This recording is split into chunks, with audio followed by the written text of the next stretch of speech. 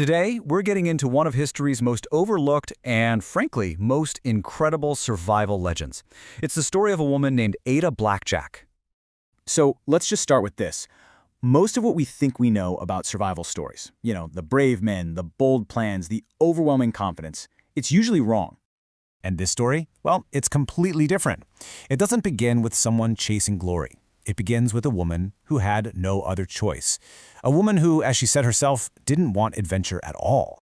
So let's start at the beginning, with what we're calling a mother's desperate choice. This is where we meet our unlikely hero, Ada Blackjack, and you'll see the circumstances that literally pushed her to the very edge of the world.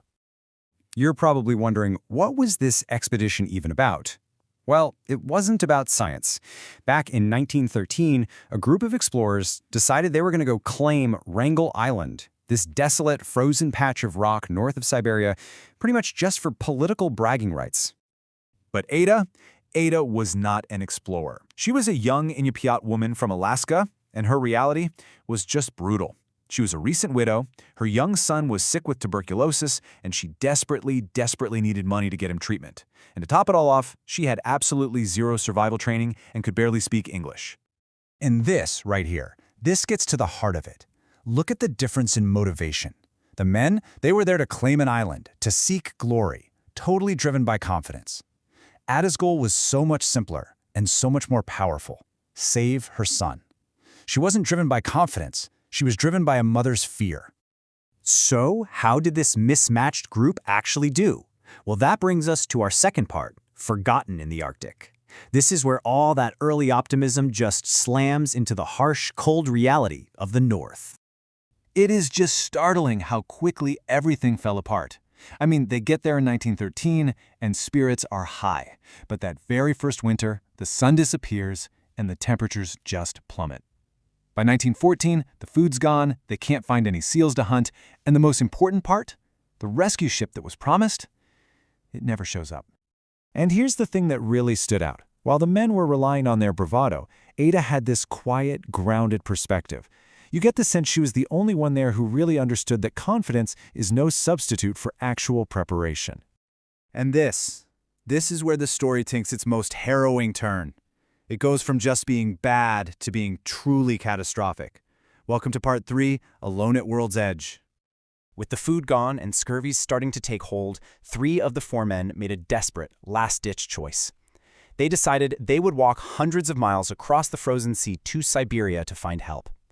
Ada watched them walk away into the white. They were never, ever seen again.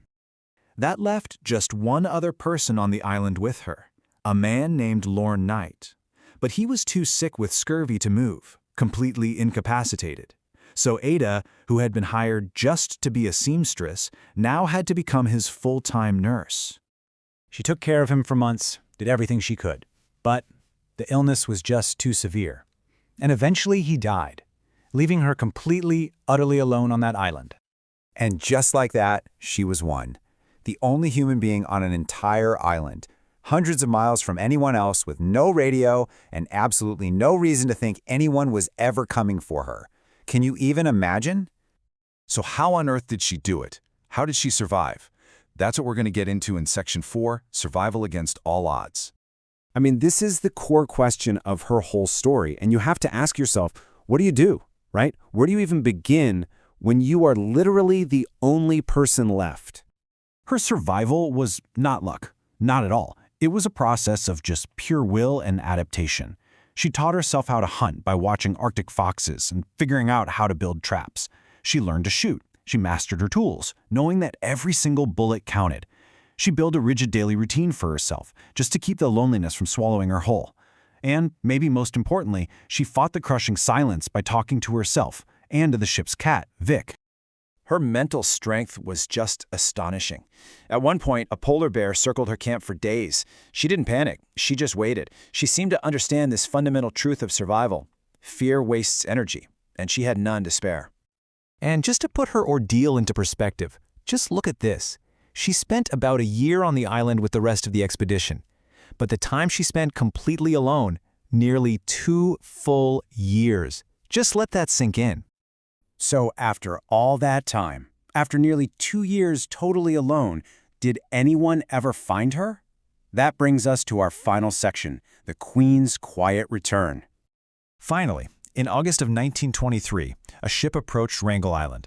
The crew, they were expecting to find a few frozen bodies, maybe some graves. Instead, they saw smoke from a fire. And there, they found a woman, strong, alive, calmly going about her day. They found Ada Blackjack. But you know what? Her return wasn't the big hero's welcome you might think it was.